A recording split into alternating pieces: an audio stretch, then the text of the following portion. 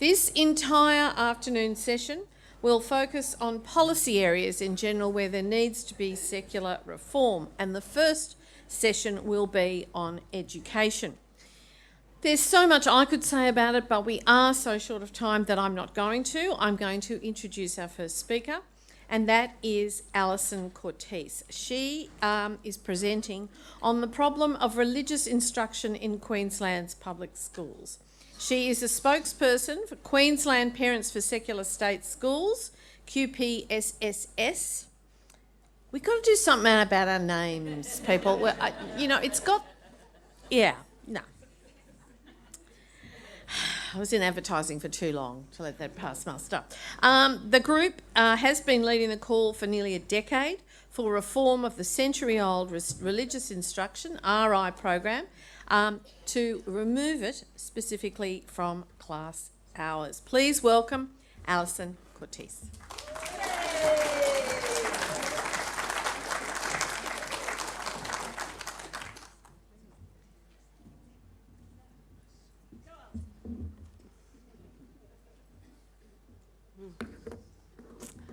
Thank you, Jane. And if you'd like to give us some marketing advice, we'd love it. Thank you. So Jane's introduced who I am. I'm a passionate supporter of public education. My parents were publicly educated. I was publicly educated, first in New South Wales, then most of the rest of it in Queensland. And my children are currently in public education. So I'm very much in favour of it. Queensland Parents for Secular State Schools formed in 2014 to represent state school parents who had concerns about religious instruction, known as RI, and also chaplaincy. My fellow Queenslander, Ron Williams, is here, and he will speak, there he is, will speak about chaplaincy, so I'll deal with RI. It is not well known that the first 35 years of state education in Queensland was truly secular and recognised internationally for it. That ended in 1910 when the Education Act was changed after 20 years of lobbying by an Anglican priest and his supporters to allow Bible reading in classrooms by teachers and the provision of religious instruction by external churches. Every instance of the word secular was removed from the Act, and we haven't seen it since.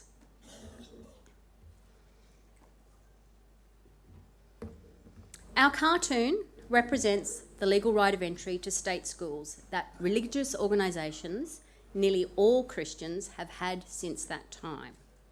Like New South Wales, principals cannot legally say no if they insist on coming in.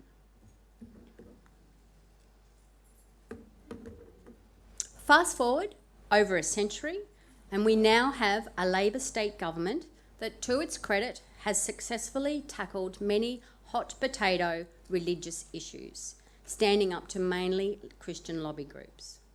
Yet RI, though low-hanging fruit, is something that our Education Minister Grace, who is on the right, is very reluctant to harvest off the tree of religious issues.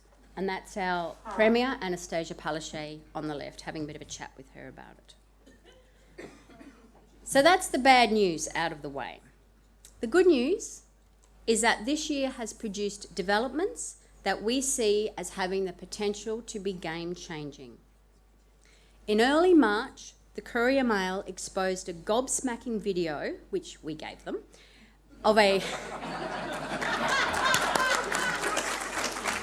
Yes, we have lots of videos, which we found of a religious instruction coordinator giving a presentation about RI to members of her church congregation in hope of recruiting volunteers to become RI instructors. Her enticement to the congregation was that if they become RI volunteers, they will have the opportunity to harvest hundreds for the Lord, emphasising that religious instruction is an amazing mission opportunity. This video triggered continuing media attention on the issue of RI And it's worth noting that the majority of comments on social media platforms where articles relating to RI are posted are not supportive of RI, with many people, including people of faith, suggesting that state school classrooms are neither the time nor the place for faith instruction. It also bears mentioning that the church where this presentation was given is City Point Church West, an affiliate of City Point Christian College in Brisbane, which was not long before in the media spotlight over a controversial anti-gay, anti-trans enrolment contract. Which leads me to our next observation. During the early years of the coronavirus pandemic, Christian RI volunteer numbers apparently dropped by 40%. It seems likely that this, along with falling congregation numbers in mainstream churches, is the reason RI providers are turning to evangelical and Pentecostal churches to rebuild their volunteer base. The difficulty in getting volunteers has even led to Christian RI providers resorting to paying people to become instructors in some cases. They envision having paid instructors at the school for 2 to 3 days a week, allowing them to be part of the infrastructure of the school, to implement the school discipline policy, to attend school camp, and to work more closely with the school chaplain, etc. These plans are an extraordinary overreach of the intent of the RI provisions in the Queensland Education Act.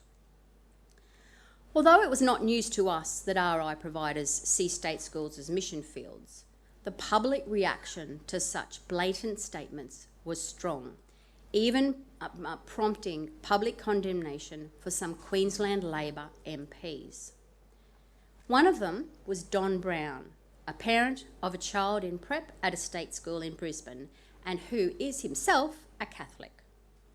He posted on social media that time's up for RI and expressing great concern for the attitude on display in that video. Other Labor MPs showed their support as well on social media for Don's position.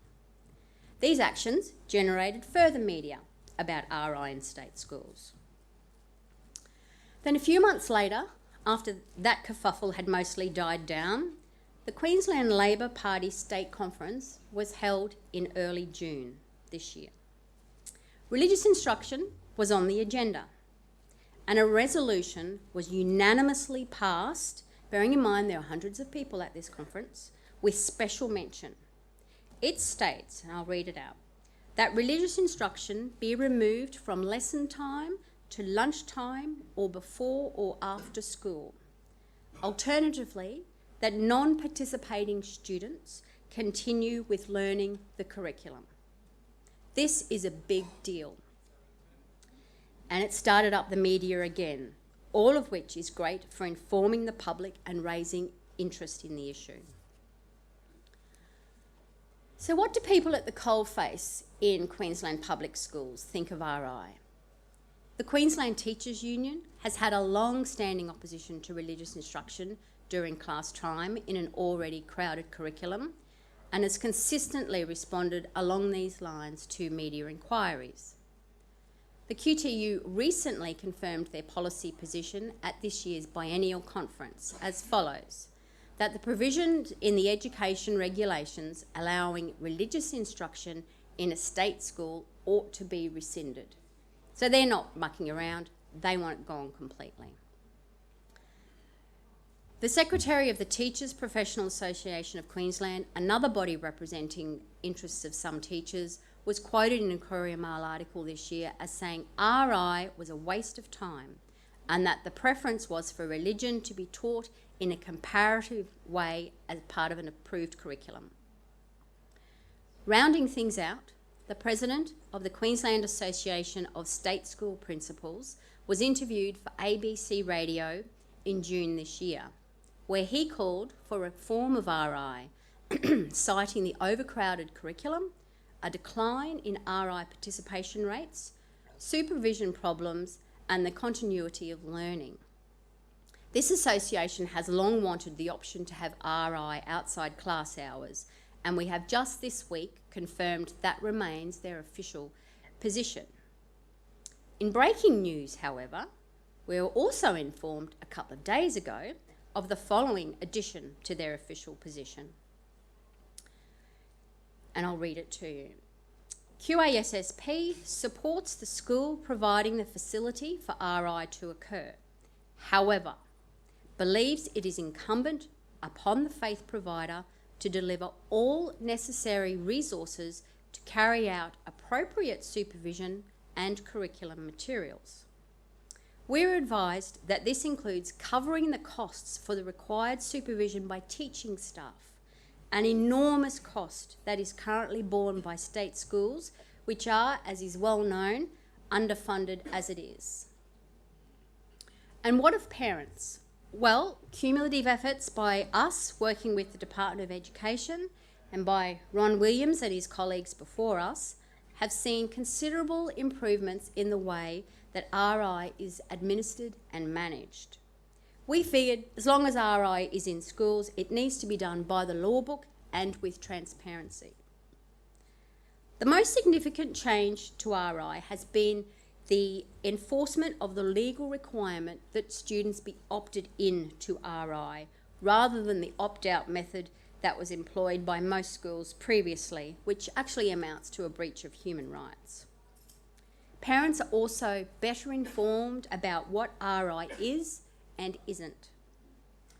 Talking about RI on and off school grounds is no longer seen as a taboo topic.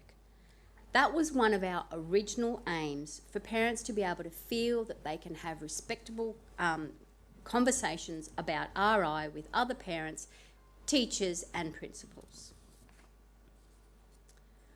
While actual participation numbers are not maintained by the department centrally, official consent data collated from student enrolment forms shows the percentage of students without consent to do RI is greater than those with their consent. And this is true whether you look at primary schools alone, where most RI is in Queensland, or across primary and high schools combined. The most remarkable disparity is for new enrolments across primary to high school, where the percentages were 52.7% versus 30% in favour of students without permission. So substantially more children do not have permission to do RI. It seems like parents are voting with their feet. Private discussions with various politicians leads us to believe that there is little genuine support for RI within the Queensland Labor government. With so many voices expressing a desire and need to change the current provisions for RI, there is more than enough justification for the Queensland Government to act. In fact, quite handily, a review of the Education Act is currently underway, providing the perfect opportunity to amend legislation, including the provisions for RI. The government has a few options of policy and or law changes. The easiest, which can be done at the stroke of a ministerial pen, is to change Department of Education policy to move RI to break times, because that's still within school hours under the legislation, or allow non-participants to continue with new curriculum work, just like what happens when students leave to do instrumental music, which has no privilege wrapped around it, like RI does. When my children did instrumental music, they just had to catch up because of my choice for them to participate in an extracurricular activity. Or they could actually change the Education Act by completely repealing the provisions for RI as called on by the Queensland Teachers Union and restoring the once internationally lauded requirement for Queensland public education to be secular. Alternatively, by simply changing the word shall in the RI provision in the Education Act to may, one word, principals will be given the discretion whether they allowed RI, a choice already afforded to principals in the rest of Australia other than New South Wales.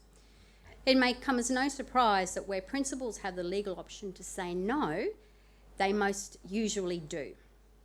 They know that they will choose teaching over preaching in their classrooms. Despite religious groups having a legal entitlement to take over classrooms, some principals have refused RI providers, and in the past, RI providers seem to have not pushed that issue. However, against the backdrop of teacher and principal organisations publicly expressing a desire for more flexibility around RI and continued concerns about the overcrowding of curriculum and declining educational outcomes, we have evidence that the RI providers are asking the Department of Education to deal with principals who either refuse to have RI or wish to otherwise the limitations from when it can be provided. That is, RI providers are choosing now to play hardball. Christian RI providers are desperate to keep RI in class time because they want a captive audience with no competition. They know if kids had the choice of RI or playtime, they're unlikely to choose RI. It's not rocket science, people. In their presentations at churches, RI providers often cite the low church attendance rate of 6%, as well as the claims from the 4 to 14 movement, which asserts that the age at which most people accept Jesus is 4 to 14 years. We have several videos of this, as well as videos with presenters stating that RI is the biggest Christian ministry in Queensland, as there are more students opted in to do Christian RI than the total of all people attending churches of every Christian denomination in the state. State schools are their best mission fields, and they fight to keep them, believing that public education owes them an audience. They, of course, see us as the enemy. Providers try to make RI look more popular than it actually is by asking their church congregation to sign their kids up for RI, even if they're already attending church and Sunday school. Yep, that's right. The Christian Religious Instruction Alliance of Queensland, the peak body, ran a campaign to have churchgoers boost RI attendance numbers. Why? Because families that rightly already see to the faith formation of their children in their own time often prefer to stick to their own brand of faith rather than take their chances with generic Christian RI at school. With all this known to Minister Grace, she continues to parrot, "There are no current plans to change RI." This is a sad stain on her otherwise progressive record, especially considering events that happened in Victoria that saw the end of RI in class time have all happened in Queensland and then some. With her dug in and ignoring calls from teachers and principals for more flexibility and discretion around RI, not to mention support from the ALP members statewide to make changes to it to stop interfering with curriculum learning, it may need a change of education minister to get some action. Queensland has an election in October next year, and she is in danger of losing her inner city Brisbane electorate, most likely to a Greens candidate. It makes no sense to us that a government that has successfully tackled religiously sensitive issues like decriminalisation of abortion and voluntary assisted dying, with Grace being a big supporter of both those issues, seems to think that after all that there are still religious votes to be lost if they act on RI. Crazy stuff. As far as we're concerned, RI is a time and place issue, not an argument about religion. No one's seeking to take away anyone's religious rights by asking that RI not be allowed to disrupt regular curriculum teaching and learning for all. There are any number of publicly subsidised places of worship available to all, as well as the choice of many generously publicly funded faith schools for those with the financial means and the desire for more faith teachings to be infused in their child's education. As such, it is extremely difficult to make a straight-faced argument for a third publicly funded platform for sharing religious beliefs in the form of public school classrooms during learning time. A recent topic in Queensland education sphere taken up by the media is state schools having been afforded the flexibility to move to a 4-day week or otherwise adjust school hours, which is already happening in some of our schools. Despite having made what could be seen as a rather bold, innovative move, Minister Grace's position on RI remains rigid.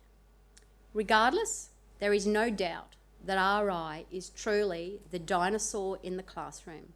And as the Minister's fellow Labor MP, Don Brown, says, time's up for RI. Thank you.